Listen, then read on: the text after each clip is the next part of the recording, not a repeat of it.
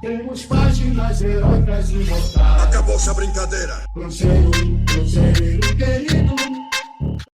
O Globo Esporte de hoje começa com uma história sobre azeite. Azeite? Na salada, no bacalhau, até no macarrão. Uma especialidade portuguesa que tem seu lugarzinho na mesa do brasileiro. E do Jardim.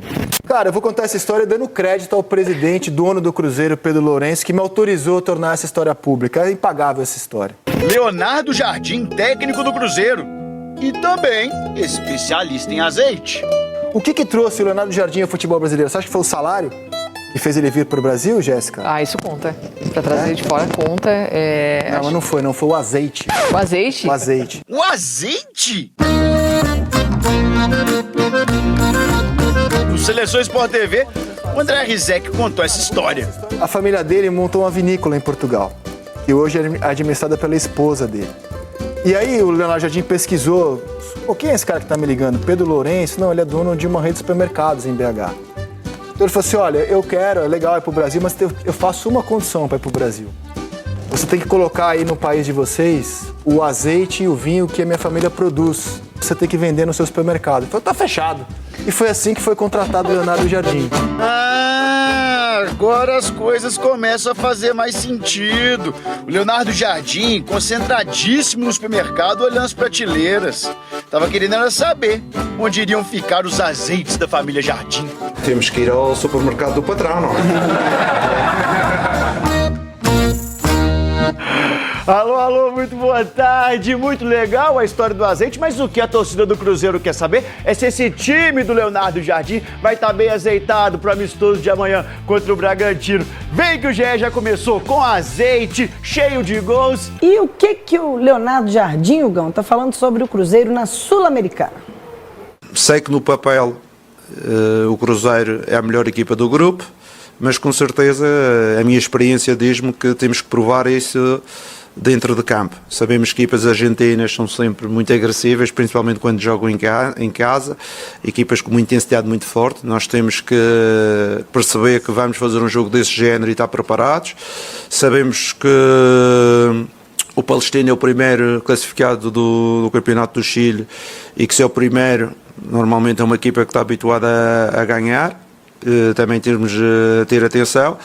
A outra equipa eu conheço menos, mas aos poucos e poucos vamos tirar a informação e vamos fazer a observação como fazemos para todos os adversários e saber que no papel a nossa responsabilidade é qualificar a equipa em primeiro lugar.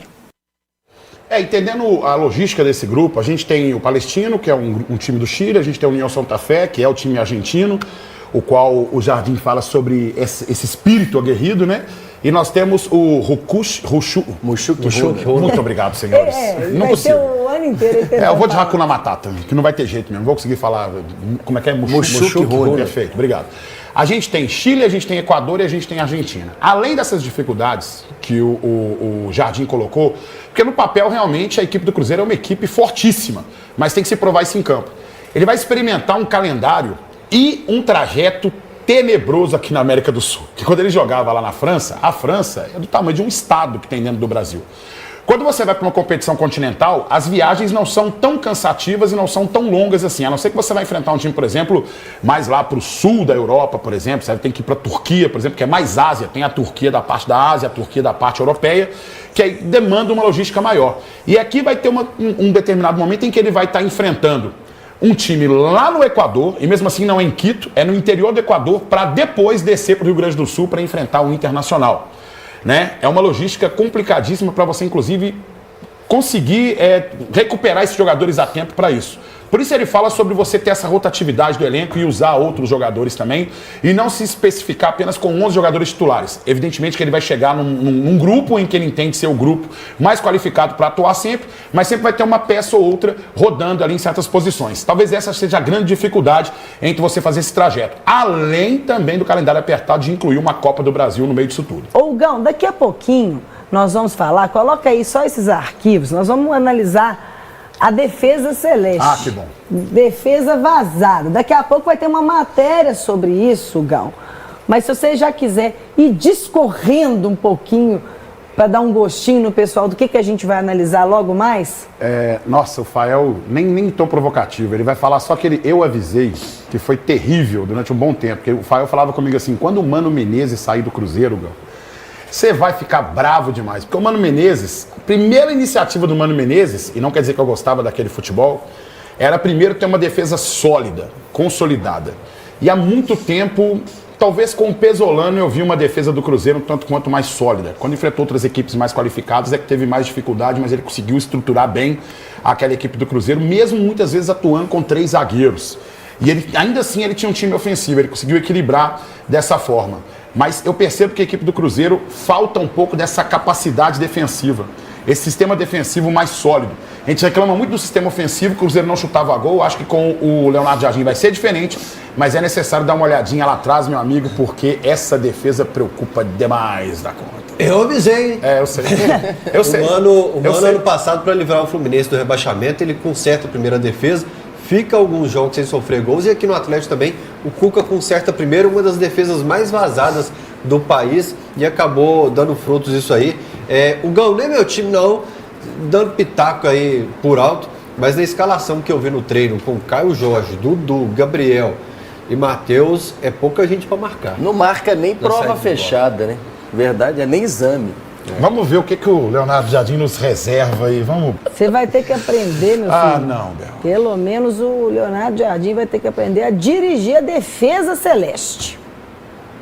Se tem um setor no Cruzeiro que ainda não se ajustou na temporada, é o defensivo.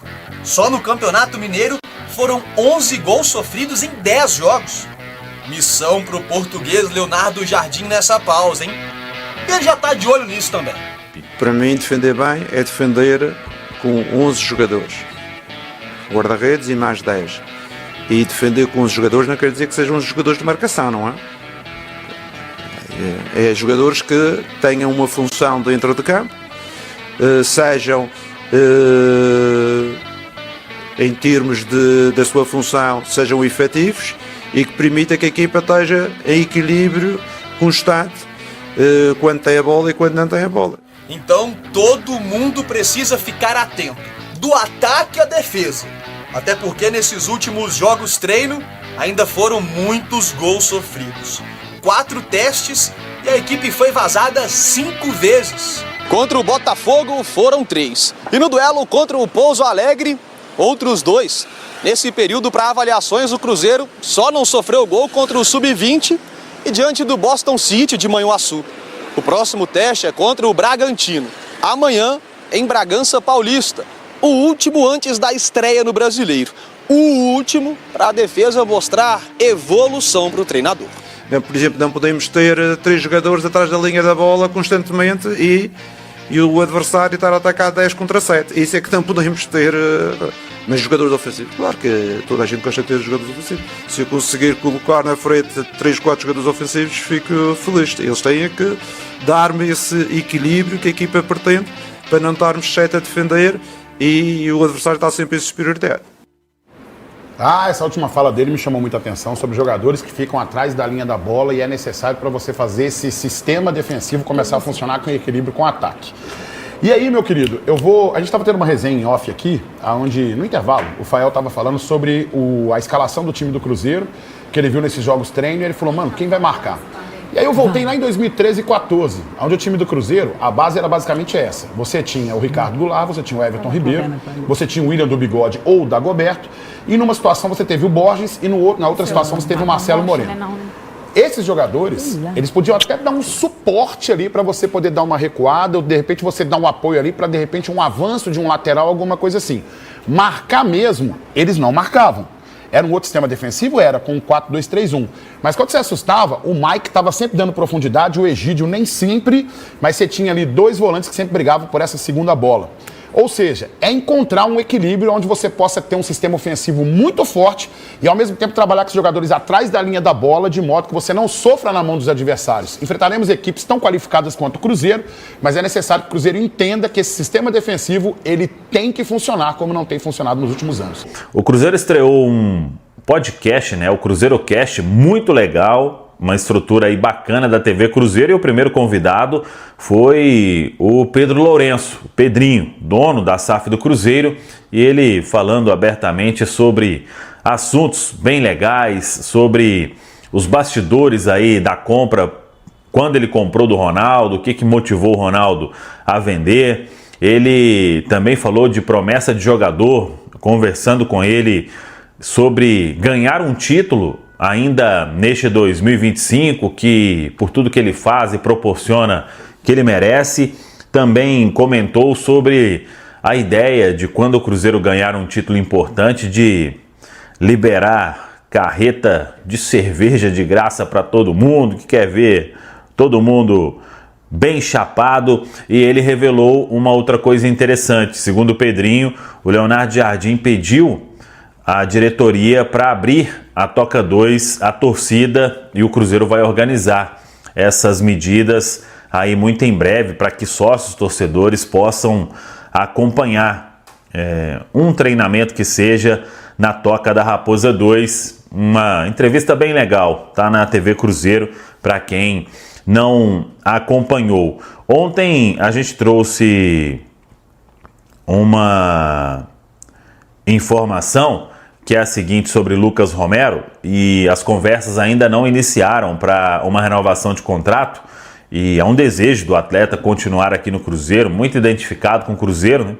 E tem contrato até o final de 2025, vem sendo sondado por alguns clubes argentinos, mas a vontade do Lucas Romero é seguir por mais alguns anos na Toca da Raposa 2, ele que é o jogador estrangeiro que mais vestiu a camisa do Cruzeiro, com muita história, repito, identificação e com o desejo de seguir na Toca da Raposa 2. Hoje o Cruzeiro fecha a preparação para o amistoso diante do Red Bull Bragantino, treinamento na manhã desta sexta-feira, depois o Cruzeiro viaja, vai ficar em Atibaia, joga neste sábado, 6h30, estádio Nabi Abichedi em Bragança Paulista, e aí retorna após o jogo, porque o domingo é de folga, já que na outra semana, aí sim o Cruzeiro começa a sua maratona para encarar o Mirassol e toda a sequência que virá pela frente. Bolassi não deve viajar hoje, ainda vem se recuperando de uma inflamação no joelho, ficou fora aí, segundo Leonardo Jardim,